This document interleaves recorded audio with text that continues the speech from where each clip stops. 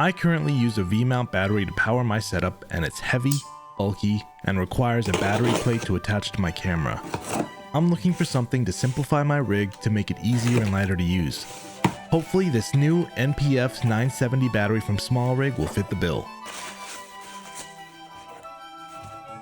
Throughout this unboxing and setup, you're going to see two common abbreviations, and those are milliamp hours and watt hours.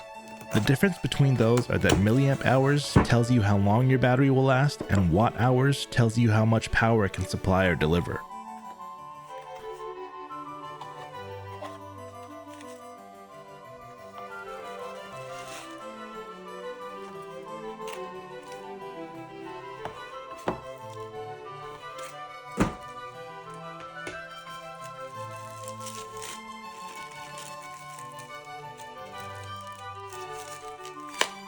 One of the first things you'll notice is its distinct sky blue color. It definitely helps it stand out. It's got two ports, one USB-A and a USB-C port with power delivery 3.0. There is a clickable battery status indicator on top, which will help you check out how full or empty the battery is at a quick glance. This is a 10,500 milliamp hour and 76.3 watt hour battery. It's significantly smaller and lighter than my 98 watt hour Vmount battery.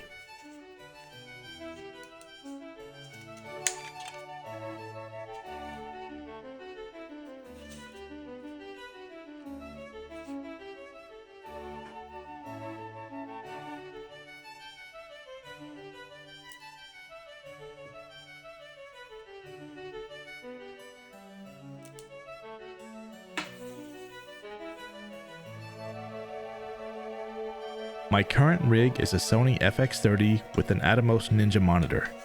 This battery will be plugging in directly to the back of the monitor.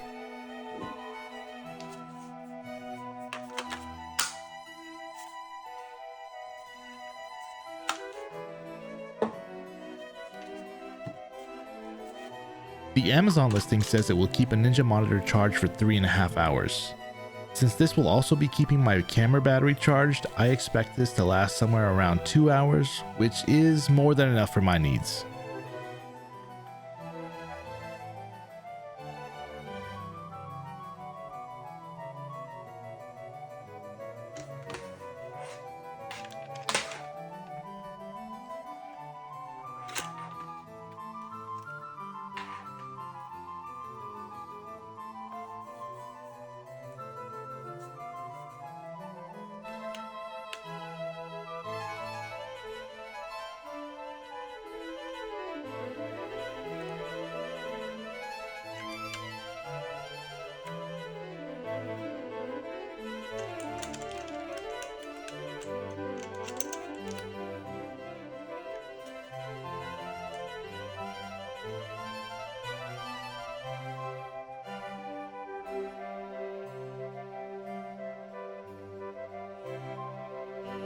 As you can see, it's powering my monitor during recording and charging my camera at the same time.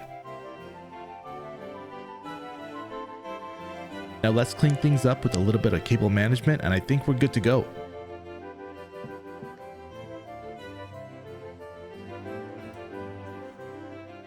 This is it. I found a better battery solution for me and my needs.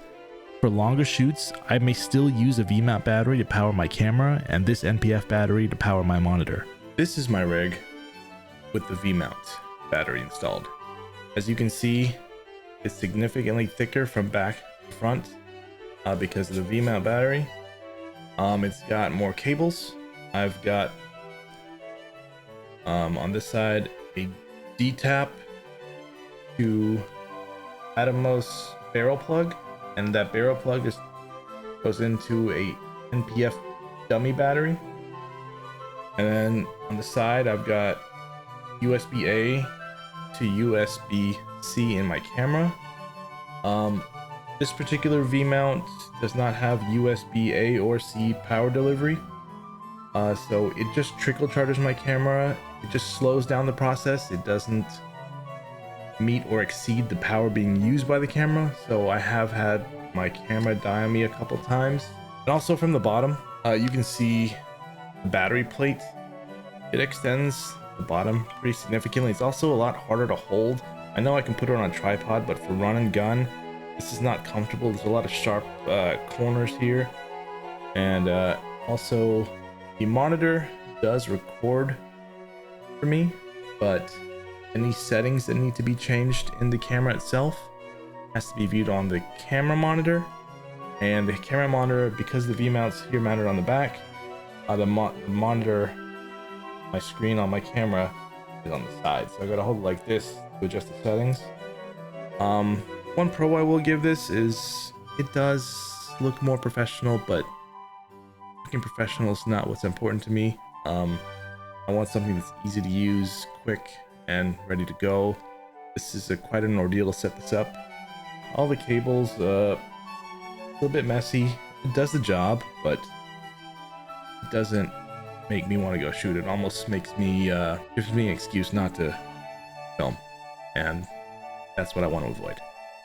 And this is my setup with the new Smallrig NP-F battery installed.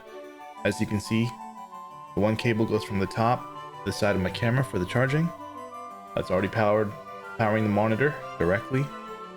Doesn't take too much it doesn't take any extra space like front wise of my camera, because it's not extending past my lens, and it doesn't take any space additionally behind my camera.